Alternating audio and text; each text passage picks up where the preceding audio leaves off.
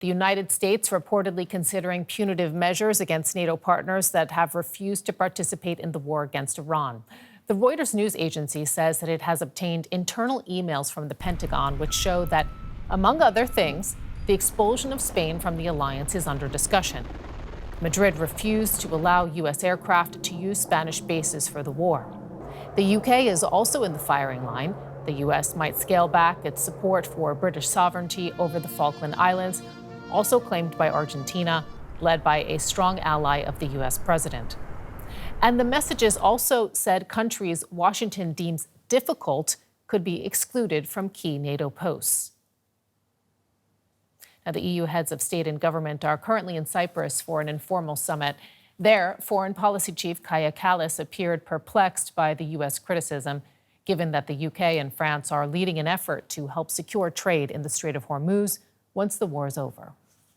When we have had contacts with the American counterparts, then actually their asks for us have been exactly what we are able to offer. After the cessation of hostilities, demining, escorting of ships, all of this that we have been discussing. So I don't understand if we are actually replying to their requests.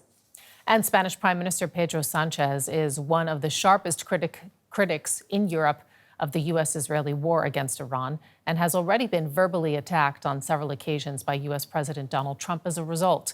Today, however, Sánchez sidestepped the dispute. Well, we don't base our work on emails. We base it on official documents and the stance taken in this case by the U.S. government. The Spanish government's position is clear: full cooperation with our allies, but always within the framework of international law. And let's get more on that with DW correspondent Rosie Birchard. She is currently in Cyprus, where leaders are addressing geopolitical challenges facing the bloc. So, Rosie, as we're hearing, there are so many topics that are on the agenda. EU leaders need and want to talk at this two-day informal meeting in Cyprus.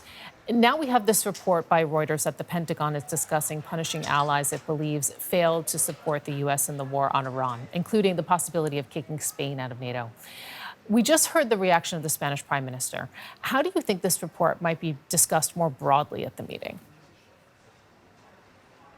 Well, I think what's interesting, Sarah, is that they seem to be almost brushing it off. We've heard those reactions from the Spanish Prime Minister and the EU Foreign Affairs Chief saying, well, first of all, from Spain saying we're just not commenting on the likes of emails, we work with official communication.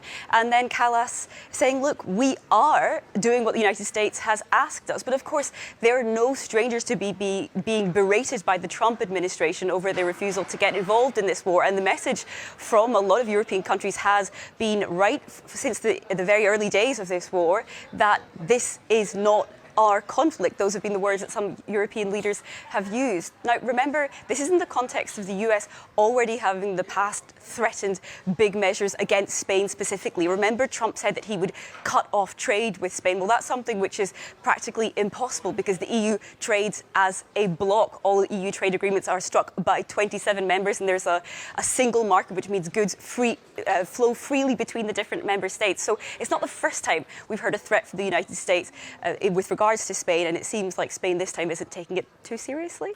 And because it begs the question, right? Is it even possible to suspend a NATO member like this from the alliance, as the Pentagon email suggests?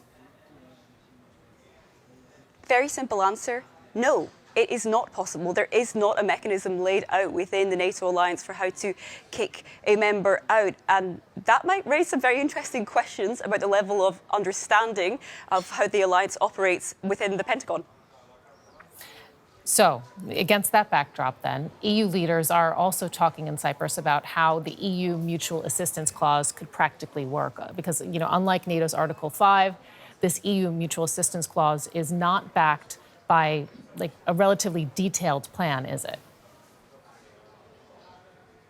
No, not at all. And that's what's really interesting about this, because we know that Article 5, it says clearly an attack on one is an attack on all. It's based on this broad concept of deterrence, and there are stages and actions to be taken if a country were to find itself under attack. The EU has this much lesser known mutual assistance or mutual defence clause written into its treaties, and it's kind of flown under the radar for years. But that's because the words are clear. It does say that member states are bound to, in one way or other, help each other, but what that means is totally unclear. What would they have to do? When? How? On what timelines? What would different member states contribute?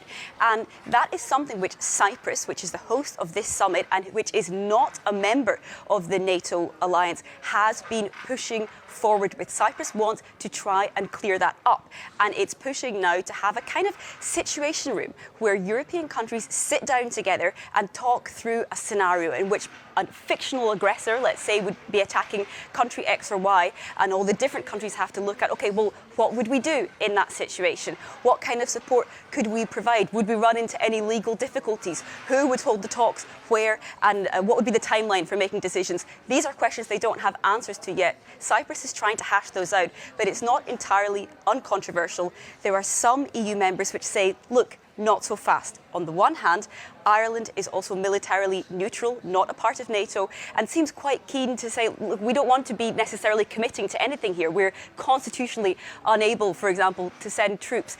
And then on the other end of the spectrum, you have countries the likes of the Baltic states, which are very committed to NATO and which tend to say, look, you're dreaming if you think the EU can replace US-led defence within NATO. And so therefore they say, we don't want the US to have any excuse to say we can back away from NATO further because the EU is taking care of defence. They simply don't really have that level of trust in their EU allies that they would necessarily really come to help if they were to find themselves in great danger. And yet the conversation is happening about these, alternative mutual defense mechanisms other than NATO. What does it say about the level of concern that is out there among EU leaders about the NATO alliance? You bet there is concern. Concern, first of all, that the US will turn its back on NATO, and I think there's been many occasions in which they feel that really has already happened. We've seen Donald Trump over and over again berating NATO partners over the last few months. But there's also concern more broadly that not only might the US turn its back, that the US might turn against a NATO nation. Let's not forget of those threats from the US president against Greenland, which is a part of Denmark and therefore a part of a NATO ally. And that is something which the Danish Prime Minister spoke very strongly against. And we know that tensions have really cooled on that for now. We've not heard it coming up so much in the news cycle. We've heard Trump referring to it less and less. However, the damage has been done there, I think, when it comes to the trust in that transatlantic alliance. And I think that Greenland moment a few months ago was really a tipping point for quite a lot of these European nations when it comes to how they view the US.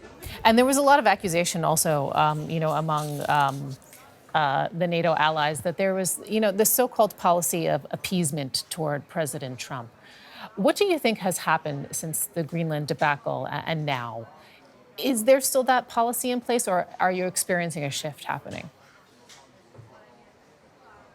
It looks like they're hardening their stance, doesn't it? I mean, we're not seeing nearly so many of these moments where European countries are trying to suck up to President Trump in one way or another. And we've seen them taking more and more statements against him, speaking out directly in criticism, whether it was the Danish Prime Minister or recently the Italian Prime Minister, Giorgia Meloni, when she really criticised Trump quite loudly over his comments about the Pope. And of course, Meloni was seen as a close ally of Trump. So we are seeing a change in the rhetoric and the approach here from the European leaders when they're looking across the Atlantic. And I think they may have worked out that this play it nice approach hasn't really seemed to bear much fruit. You remember that last year they accepted what was seen as a very lopsided trade deal, a trade deal that was seen to benefit the United States much more than Europe. And that was within the context of them having great fears about their own security. Remember that the Europeans are still whether or not their rhetoric reflects it, very much dependent on the United States for their security needs. And of course, they were also very concerned about the future of Ukraine. We saw the US flip-flopping on support to Ukraine over the last year or so, and they were trying and lock in some sort of predictability there. Well, they haven't got that predictability, despite signing up to this deal that many of them really thought was the price to pay for more security. And so I think they're really looking at now reflecting on the limits of that strategy. That doesn't mean that there are not many ways that the US could really hurt European countries, and that they do still have a lot that they stand to lose, particularly when it comes to that talk of defence. And of course, on technology, the technology that powers European businesses, European homes, well, that is pretty much all located in the US when it comes to cloud storage. And there's a start of a discussion here on tech sovereignty in the EU, but it's very, very early stages. And I think we're still quite far off when it comes to anything that looks like a true independence, if that is what these leaders are looking for. Right now, they're saying, look, let's stay friends, let's stay cordial, let's not try and face each other down. But of course, this is a US president which has shown himself to be very willing and able to send harsh criticisms across the Atlantic on sometimes almost a daily basis. DW correspondent Rosie Birchard, thank you.